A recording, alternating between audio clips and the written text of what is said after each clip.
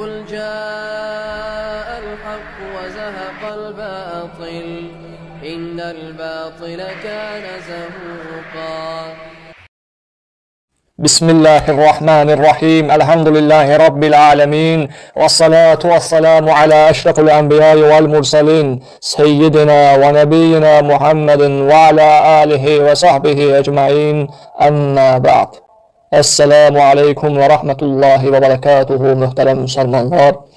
Allah'ın izniyle bugün size ibret olacak bazı ayələrdən oxuyacağım, sizinle paylaşacağım. Və bəzən bizə sual verirlər ki, özünü İslam'a nisbət edən bəzi o firqələrlə, digər firqələrlə biz niyə ittifaq edə bilmirik, vəhdət qura bilmirik, birləşə bilmirik? Bunun cavabını Allah'ın ayələri ilə və onu biraz Allah'ın izin verdiyi qədər izah edib, şərh edib sizinlə paylaşacağıq ki, görün biz qarşı tərəfi, ən çox da şiyələri, rafiziləri nə üzərə birləşməyə dəvət edirik. Gəlin, bax, bunun üzərində birləşək, biz sizdən başqa heç bir şey istəmirik. İlk öncə onu bildirmək istəyirəm ki, gəlib keçmiş ümmətlər və s. Yəni, ay filan kəs belə elədi, ay filan kəs filan şey vermədi, bu belə oldu, nə oldu, bunları bir kənara qoyaq. Səmimi, dürüst, ədalətli şəkildə Quran və səhih dəlillər qarşımıza qoyaq və görək Allahın bizdən istədiyi şey nədir, bizim isə onun qarşısında etdiyimiz nədir? Buna diqqətlə baxmalıyıq. Yəni, mən buradan əsasən şiə firqəsinə, şiə məzhəbinə səslənirəm və bu ayələri onlara oxuyuram ki, onların da içərisində sıravi olanlar var, bilməyənlər var, hətta bilənləri belə. Yəni, inşallah onların da içində bir bilənlər var, bir ağıllı adamlar var, yəni. Onlar da bu ayələri bir düşünsünlər, bir baxsınlar görək Allah nə istəyir, siz nə edirsiniz, biz nə edirik, bir ona baxmalıyıq. Çox da uzatmadan Qur'an-ı Kərimə yönəlmək istəyirəm, görək Allah nə üzərə ittifaq etməyi əmr edir. Yəni bu bizdən əvvəlkilərə və daha doğrusu desək, bizdən başqa bir qövmlərə aid ayələr ola bilər. Oxuduğum ayələrdən bəzi ola bilər, amma bunu ibrət olaraq oxuyuram ki, bəlkə bizə də bir ibrət olar. Allah necə buyurur, bəlkə düşünüb anlayarsınız.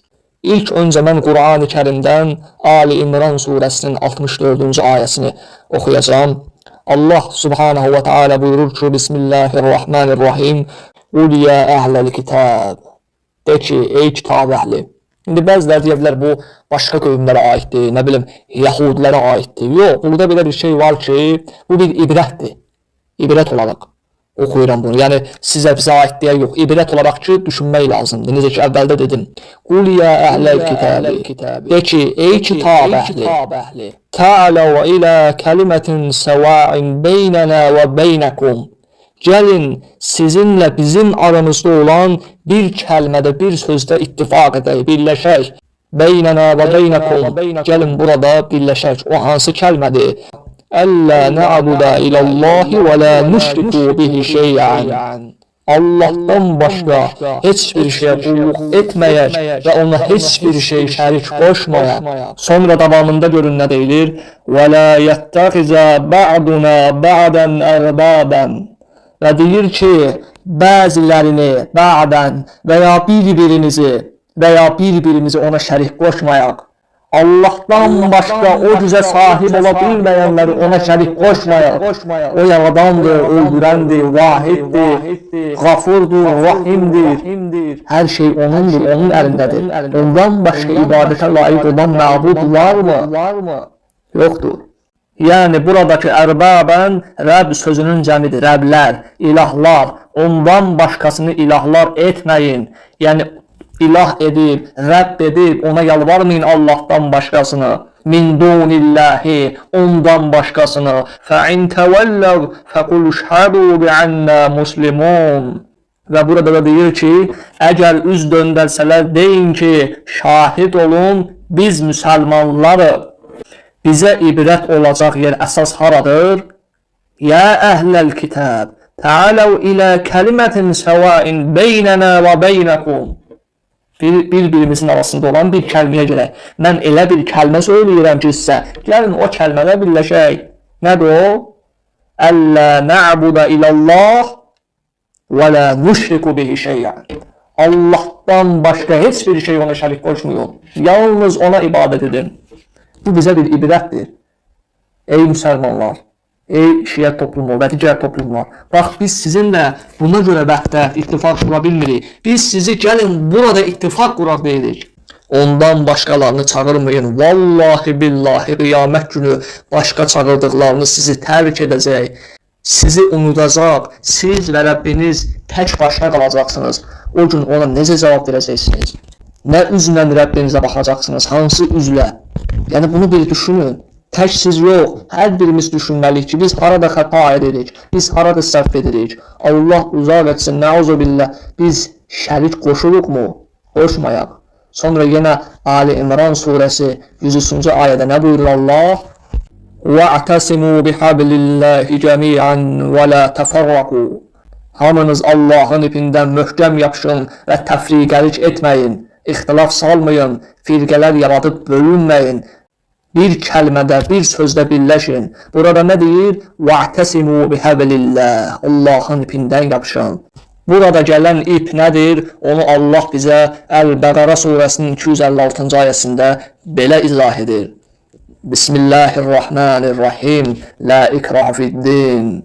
Dində məcburiyyət yoxdur. Qad təbəyyənər rüşd minəl-ğay. Artıq haqla batil, pisliklə yaxşılıq ayrılmışdır. Fəmən yəkfuru bit-tağut.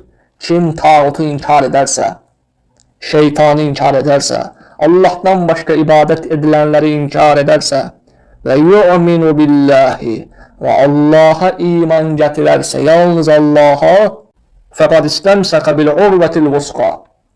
Heç bir zaman pozulmayan, yarılmayan, qırılmayan bir ipdən yapışar, bir qurtdan yapışar, ipdən. Bil-urvətil vusqa lənfis'ana ləhə vəllahu səmi'un alim. Həqiqətən Allah eşidəndir, biləndir. Baxın, biz sizə gəlin bunun üzərində birləşək deyirik. Yəni bu dünya həyatı keçici bir həyatdır. 60 il, 50 il, 90 il, uzağı 100 il yaşayacaqsan. Bir gün gələcəksən Rəbbinin yanına, onunla baş-başa qoyacaqsan. Səni gəlib qohum, əqrabaların bastıracaq, dostların bastıracaq. 10 dəqiqə sənin qəbrinin üzərində dua oxuyacaqlar, bağışlanma istəyəcəklər. 15 dəqiqə, 20 dəqiqə, 1 saat sonra sənin yanından ayrılacaqlar. Bir həftə sonra tamamilə unudulacaqsan. Buna görə dəyərmi bu dünyana, o dünyaya dəyişməyə? Və ya bilər-bilməz şirk edib, Allahdan başqalarına yalvarıb, Allahı unutmağa dəyərmi ey insan? Həqiqətən dəyməz. Bax, biz də sizi gəlin bu kəlmə üzərində birləşək deyirik. La ilahə illallah Muhammedur Rasulullah. Bundan gözəl kəlmə varmı? Bundan yaxşı bir kəlmə varmı? Allah bizləri bu kəlmə üzərində birləşdirsin. Allah bizim günahlarımızı əfv etsin və bizləri bağışlasın. Allah bizi eşidib faydalananlardan etsin. Nəstəğfiruhu və nətubu ileyh. Vəlhamdülillahi Rabbil alemin. Və sallallahu və səlləm alə nəbiyyina və habibina və habibina.